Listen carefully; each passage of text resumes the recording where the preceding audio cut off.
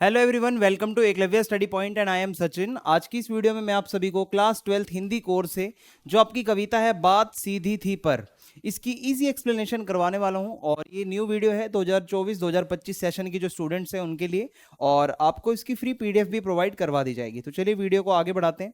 तो आप सभी से रिक्वेस्ट है, अगर आपको कोई भी क्वेरी है तो आप यहाँ पे इंस्टाग्राम पे मैसेज कर सकते हैं, जिसका यूजर नेम आप सभी के सामने दिया हुआ है।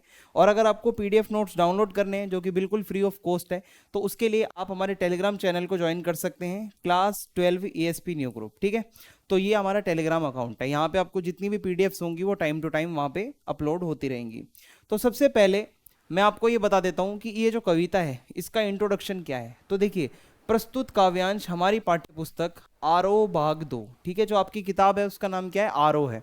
तो आरोह भाग 2 के अंदर जो कवि हैं कुंवर नारायण, उन्होंने इस कविता को लिखा है और इस कविता का टाइटल है बात सीधी थी पर। ठीक है, तो अब हम यहाँ पे ये देखेंगे कि कवि कुंवर नारायण की ये जो कविता है ये ली गई है कोई दूसरा नहीं नाम से, उनका एक काव्य संग्रह है। काव्य संग्रह का मतलब है एक ऐसा पूरा संग्रह जिसमें उन्होंने बहुत सारी कविताएं लिखी हुई हैं, और उसी संग्रह में से एक कविता उठाकर आपके सिलेबस में डाली गई है जो कि है बात सीधी थी पर। ठीक है, अब सबसे पहला जो काव्यांश है जो आपको आपकी स्क्रीन पर नजर आ रहा होगा, ये पूरा काव्यांश है। ठीक है, बात सीधी थी पर एक बार भाषा के चक्कर में जरा टेढ़ी फंस गई, उसे पाने की कोशिश में भाषा को उल्टा पलटा तोड़ा मरोड़ा घुमाया फिराया, और कि बात या तो बने या फिर भाषा से बाहर आए, लेकिन इससे भाषा के साथ साथ बात और भी पेचीदा होती चली गई। अब हम यहाँ से समझते हैं कि इसमें क्या बताने की कोशिश की जा रही है। तो देखो, व्याख्या इसकी कुछ इस तरीके से है कि ये जो आपका पद्यांश है इसमें ये बताया गया है कि सहज बात को सरल शब्दों में कह देने से बात अधिक प्रभावी तरीके से संप्रेषित होती है। इसका मतलब है अगर कोई भी बात है सीधी सीधी बोल दो, आसान शब्दों में बोल दो, तो कम्युनिकेशन या संप्रेषण में आसानी होती है। बहुत मतलब इजीली बंदा सामने वाला समझ जाएगा।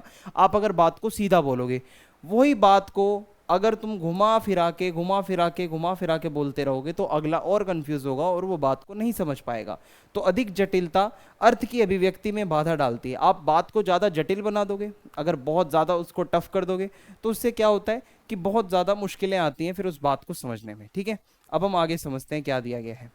कवि ये कहता है कि मेरे मन में एक सीधी सरल सी बात थी जिसे मैं कहना चाहता था।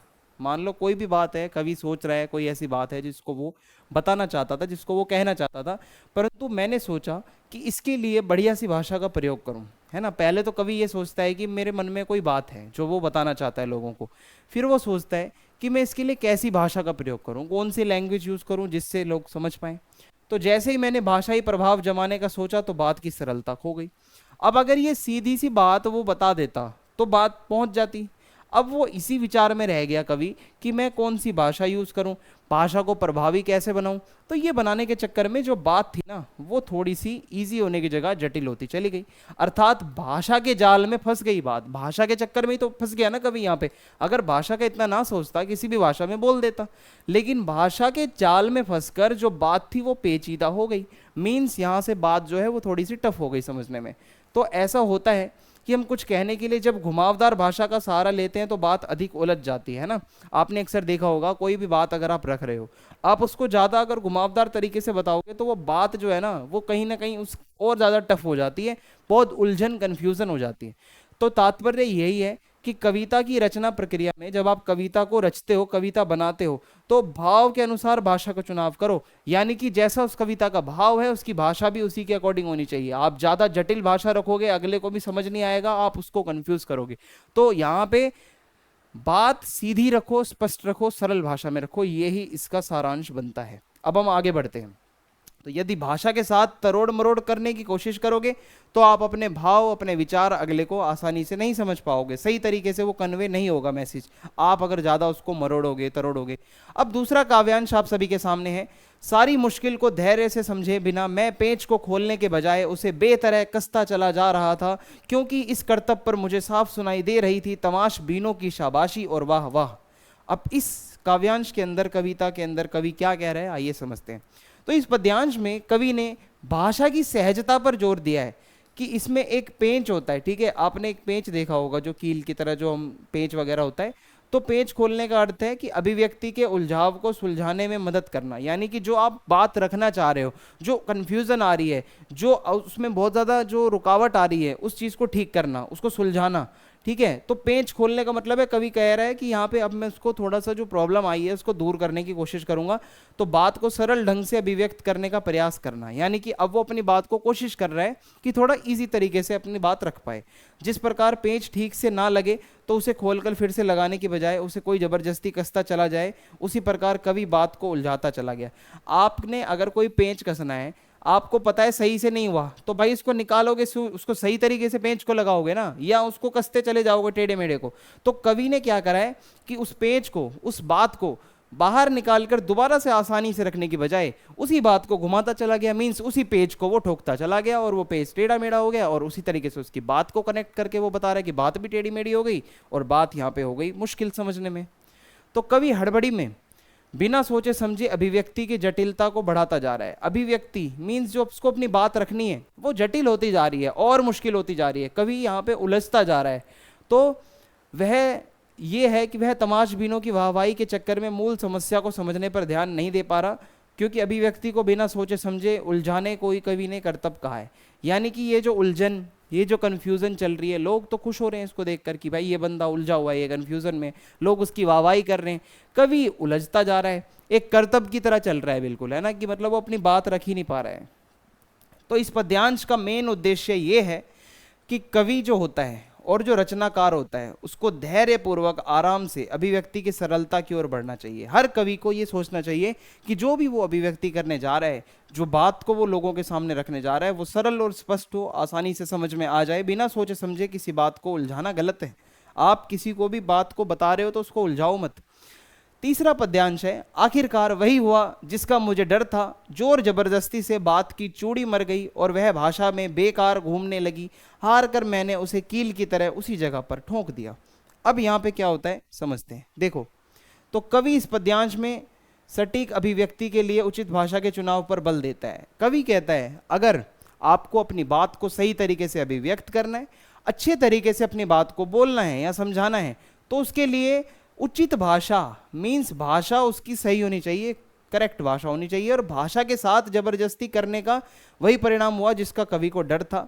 यानी कि कवि लगातार एक्सपेरिमेंट कर रहा था, अच्छी भाषा को सोच रहा था कि कौन सी भाषा अच्छी हो सकती है जिससे कि उसकी कविता अच्छी लगे, तो वो भाषा के जाल में फंसा, जैसा हमने पीछे पढ़ा। तो परिणाम यही हुआ जिसका उसको डर था कि भाषा को तोड़ मरोड़ने के चक्कर में वो बात का मूल भाव ही नष्ट हो गया। जो वो बात घुमाते घुमाते उसकी मीनिंग ही खत्म हो गई। समझ लो, वो बात जो सिंपल तरीके से समझाई जा सकती थी, वो बात का प्रभाव ही खत्म हो गया। यानी कि बात की चूड़ी मर जाना का मतलब है यहाँ पे जो कवि अपनी बात, जो मूल भावना रखना चाहता था, वो मूल भावना ही खत्म हो गई। जो वो बताना चाहता था वो नहीं बता पाया सही से, लोग कंफ्यूजन में रह गए। तो ये देखो, इस तरीके से ये एक पेंच है, ये हथौड़ी है और इस पे लिखा है बात। तो कवि इसको ठोकता जा रहा है, ठोकता जा रहा है, ठोकता जा रहा है, ये अंततः टूट गया। ठीक है, इसका मतलब है जो बात रखनी थी वो नहीं रख पाया कवि। तो बात को कील की तरह ठोकने का आशय ये है कि भाषा के साथ जबरदस्ती करना। आप सीधी सरल भाषा को अगर सही से बताओगे ना, सामने वाला उसको समझ जाएगा। आप जो है भाषा के साथ जबरदस्ती करके सीधी और सरल बात को आप अगर बड़े बड़े शब्दों में उलझाओगे भाषा के चक्कर में, तो उसका मीनिंग खत्म हो जाएगा, वो कंफ्यूजन ही क्रिएट करेगा और कुछ नहीं होगा। ओके, चौथा काव्यांश, ऊपर से ठीक ठाक पर अंदर से ना तो उसमें कसाव था ना ताकत। बात ने जो एक शरारती बच्चे की तरह मुझसे खेल रही थी, मुझे पसीना पहुंचते देखकर पूछा, क्या तुमने भाषा को सहूलियत से बरतना कभी नहीं सीखा। अब यहाँ पे देखो, खुद भाषा, खुद वो जो बात है वो उससे बात कर रही है कवि से। तो देखो, तभी बात ने जो कवि के साथ शरारती बच्चे की तरह खेल रही थी, है ना, बात, जो बात कवि बताना चाह रहा था वही बात अब इंटरेक्शन कर रही है कवि के साथ में। ठीक है, तो वो ये कह रही है, बच्चे की तरह उसको तंग कर रही है वो बात, क्योंकि वो बात ही तो समझानी है। तो परेशान हो चुके कवि को पसीना पहुंचते देखकर कवि भी परेशान हो गया, पसीना पहुंच रहा है, कह रहा है यार मैं अपनी बात नहीं रख पा रहा। तो भाषा की सहूलियत अर्थात भाषा का उचित और सरल प्रयोग करने के बारे में कभी सोचा है? वो बात आकर उससे बात करती है कवि से कि तुम जो इतने परेशान हो रहे हो, तुमने क्या कभी सोचा है भाषा अगर तुम सरल और सिंपल रखते तो सामने वाले को भी समझ आ जाता।